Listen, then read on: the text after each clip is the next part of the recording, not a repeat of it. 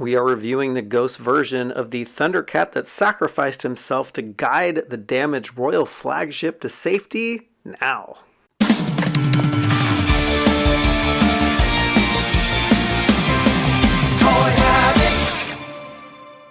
And before we dive into the review, smash that like button, turn on notifications, and subscribe to the channel so you won't miss a beat.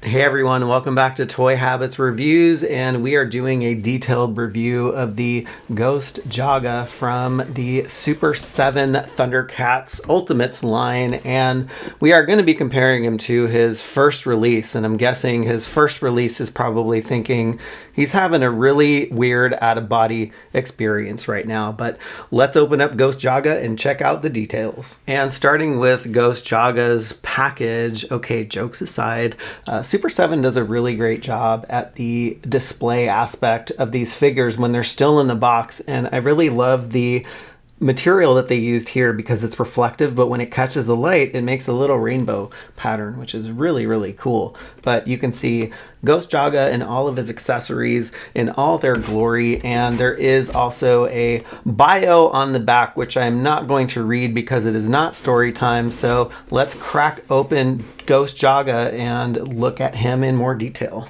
All right, and taking Ghost Jaga out of the box, he does have a really nice pack out, and it actually includes one extra sword that I haven't seen before in the first release or that's coming with the LJN release. But just wanted to show you that there are no accessories behind Jaga, as with some of these Super7 figures. They do come packed with accessories that's like an onion. You just peel back the layers. But let's get Ghost Jaga free from his plastic pack out and look at the figure in more detail. All right, so let's zoom in on Jaga and look at his head sculpt, and we'll just go down from there. So the Ghost version of Jaga has a really nice, what looks like to be a medieval helmet, and it has a nice purple color here, and you can also see the protection that drapes over the neck. And something that was really funny when I saw in the first release is that it looks like his eyebrows are also coming over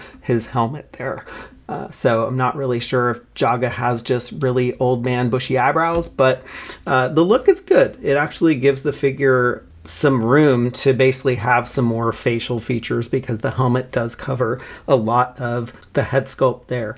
And the eyes are painted really nice. The beard really pops in this particular version, and with the translucent plastic on the face, it creates a really cool look. And Jaga comes with a cape that is styled pretty much exactly like his first release, but instead of having a soft goods cape, the cape is actually a soft plastic, and you can see the lights shining off of the cape here. And similarly to his first release, it basically connects his cape to his, I don't know, it's like a romper or something that he wears, but you can kind of see the connection point under there, just like the first version. And then focusing in on Jaga's arms, the clear translucent plastic really is neat, and it kind of shows off the muscles in a little bit of detail, which was surprising because this is supposed to be clear. You can see right through it, but there's a surprising amount of detail that shows through, even on his chest and his abs here. He has his standard wrist cuff that comes on his right hand, which is more of a triangular shape. And he also has his studded wrist guard here that has these nice white studs or gray studs and some detail on the cuff just to give it a pattern that's different from his right hand. And taking a look at the contact point and the romper, and if you want to actually get his cape off, it's really easy. You can pop his head off, you can just unsecure the cape from his bodysuit, and there you go. So we can take a look at Jaga's washboard abs, and they look fantastic, man. If I was this old, I would love to have a body like this. All right, so I just popped Jaga's cape off just to give you a look at the figure buck here. So we'll take down his romper so you can see where his abs are and also the detail in the chest. And luckily the cape is covering all this because you can see all of the inner workings and touch points that connect Jaga all together. But from the front, you really don't notice them at all except for this pin that they have in the shoulder. And honestly, the cape is going to be covering that, so it's no big deal. And he also kind of looks like Scott Steiner, Big Papa Pump from the WWF, when he has his shirt down like this. So it's kind of funny, the things you see while you're reviewing a figure. All right, and moving down to his waist piece, he comes with a belt that was not on the first version, and we'll take a look at the comparison in a little bit. But it's a simplistic belt, but it really does add some character to the figure, which I thought was lacking in the first version. And moving down to the legs, you can see the clear translucent legs, and they did a great job with just defining where the boot stops and where it ends. And with these figures, I'm always concerned that you're going to see more of the inner workings of the figure, but they actually hid them really well. Really, the only time that you can see them is down here, where the foot articulates into the boot. So I thought they did a great job overall just with Ghost Jaga's appearance here. So let's take a look at his weapons and accessories. All right, and Ghost Jaga comes with an array of hands and also 2 swords, but I'm not going to pick up every hand and show you, but the hand that is intriguing to me most is the Might of the ThunderCats energy hand, and I thought they did a great job. It's a really subtle yellow that they used on this clear translucent hand, and I thought they did a great job just with the application of that. So you get still its translucency, but you can also see some color in this hand. He also comes with a white Sword of Omens as well, and it has some green markings on the crossguard, and of course the Eye of Thundera inside the sword right there. He also comes with a standard sword, which on the website description, it is just a Ghost Jaga sword, but the crossguard is more of a rectangular piece that has some design on it here, which kind of dips in the middle there. The wrap on the handle is actually very nice. It's just a varying shades of purples, light blues, and grays.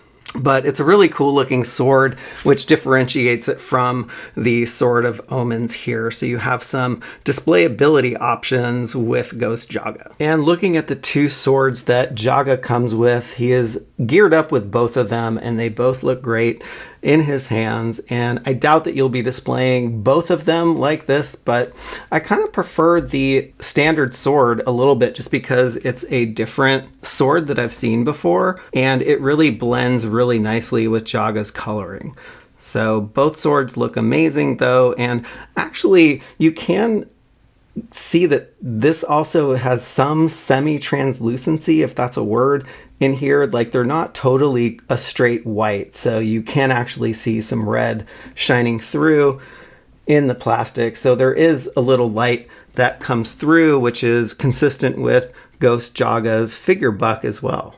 And here is Ghost Jaga with his Might of the ThunderCats energy hand, and it actually really looks great when it's on the figure, and my opinion still stands. I still think they did a great job with just making the energy really light on this figure, and so it really captures the light and creates a very cool effect for your display.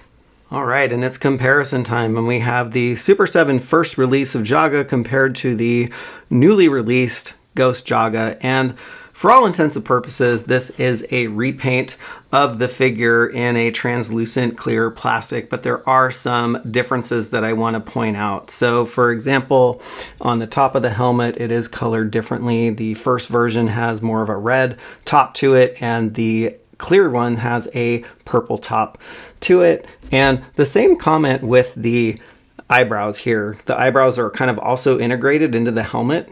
So I don't think it bothers me, but it just gives Jaga a much cooler look. You can also see the differences in capes here. We have a soft goods cape that has a wire in it versus a plastic cape that came with the Ghost version of Jaga.